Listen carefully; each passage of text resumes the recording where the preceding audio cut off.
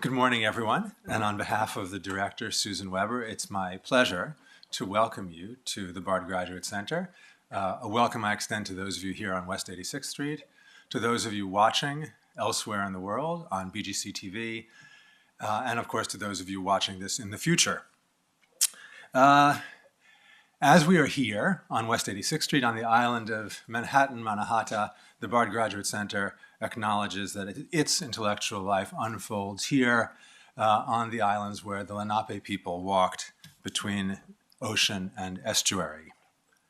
I want to begin with a question that I will not answer.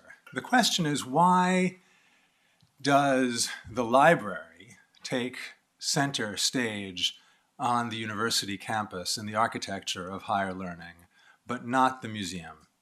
I want to just put that question out there and then say that the subject matter of today's symposium is both central, fundamental in the sense of familiar, but always requiring further investigation, and at the same time utterly novel. So let me explain for a moment. If we look at the last 3 decades of the 20th century, as well as the first 2 here of the 21st, we would say that the history of collecting has been one of the most dramatic changes in the historiography of art, building on questions of social history and the turn to documentary, cultural, historical examination, but at the same time, connecting very closely to objects. And so along with the turn to the history of collecting has been, I think, what we could describe as an extraordinary efflorescence of studies and attention to the Kunst und Wunderkammer, the cabinet of curiosities and of marvels. Those go hand in hand, and for a place like the Bard Graduate Center, it is an absolutely essential touchstone for the history of collecting, the history of object study. And the work of the late 20th and early 21st century goes back and rests upon the work of Julius von Schlosser, the Kunst und Wunderkammern of the Spätrenaissance, published in 1908, and before him, Klem's Geschichte der Sammlungen für Wissenschaft und Kunst in Deutschland of 1837, and before him, Neikel's Museographia of 1727. And at that point, the historiography of the Kunst und Wunderkammer becomes actually the history of the Kunst und Wunderkammer and leads us directly to the authors and the subject matter of today's symposium. So that's the more familiar part, perhaps. But the utterly novel part is at the same time in these last decades in which at the history of art end of the spectrum of intellectual and cultural history, there has been this interest in the Kunst und Wunderkammer. There's also been, at the history of political thought end of intellectual history, again, an extraordinary development, almost a kind of small-scale industry in exploring early modern European political thought in all of its efflorescence, the relationship to the ancient world, and its commitment to contemporary change in the 17th, especially 17th and 18th centuries. But the drawing together of political thought, the history of political thought, and the history of the Kunst und Wunderkammer has not happened. And so all of the claims by the figures we will talk about today that their work had to do with serving the public good or the common good was never treated as a serious kind of argument. It was always treated more as boilerplate. And in some sense, that is part of the reason why I could ask the question that I asked at the beginning of my remarks. One of the reasons why the museum is not so central is because we have lost the connection, maybe until today, between the collection and its utility for the management of social and political life. And therefore, I'm very glad that my colleague Andrew Morrall has organized this event in order to not only close this breach in our knowledge of the past, but also to raise questions that hitherto have not been asked. And with that, it's my pleasure to turn the podium over to him. Andrew. Right. Well, good morning, ladies and gentlemen. It is an absolute pleasure to welcome you to the Bar Graduate Centre on behalf of our director, Susan Webber, and indeed Dean Miller. And thank you for those opening remarks, which I think beautifully encapsulate the ambition of today's event. I want to start with saying something, a preamble about prudence, which will be a kind of central focus of today. In the Nicomachean Ethics, in Book 1, Aristotle divides the virtues into two categories, the intellectual and the moral. This classification corresponds to his division of the soul into a rational and irrational part, the latter of which is subdivided into a vegetative faculty, devoid of reason, and an appetitive faculty, which participates in reason through obedience to the rational soul.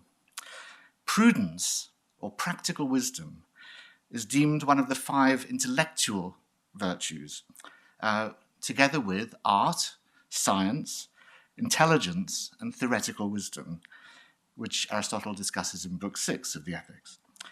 These belong to the rational soul, while the 12 moral virtues, which include courage, temperance, magnificence, appropriate ambition, affability, and so on, discussed in books 2 to 5, belong to the appetitive part of the rational soul.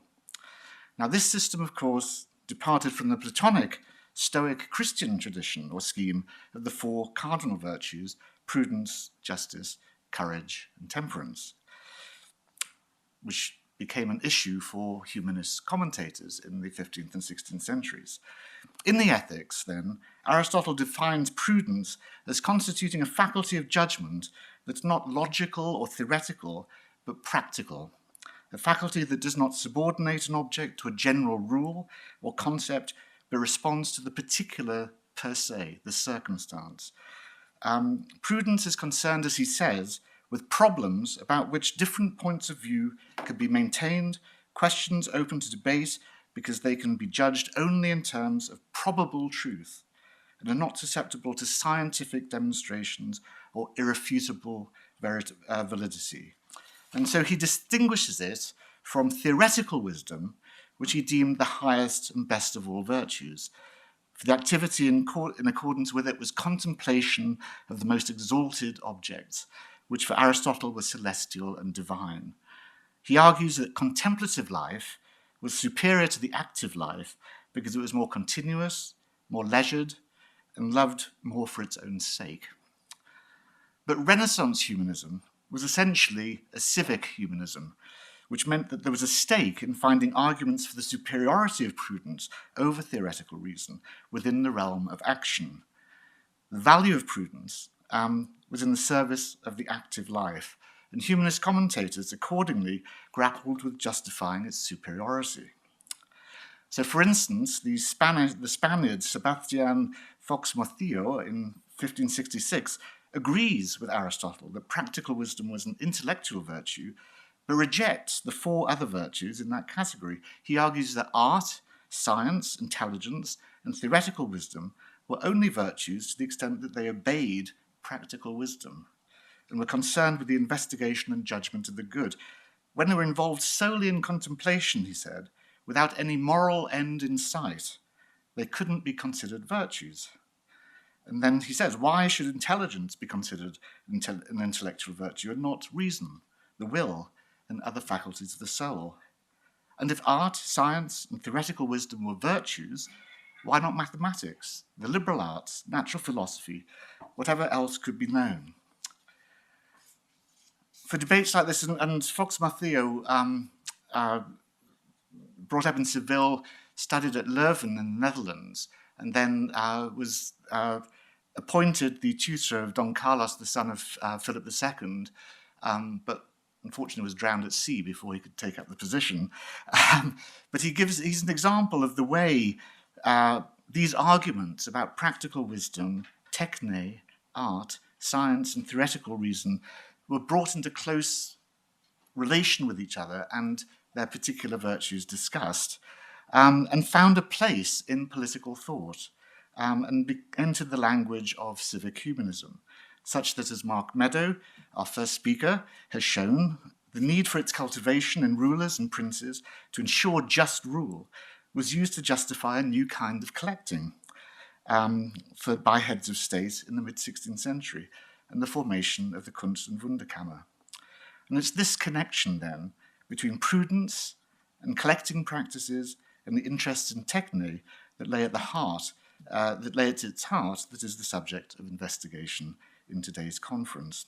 I should say that the subject of prudence in connection to collecting is not new, and I would just cite again Mark Meadow and indeed Pamela Smith, two of our commentators today, or speakers today, who early in the 2000s already raised this issue in relation to Samuel Quiccheberg, whose treatise on collecting we will hear much more about today.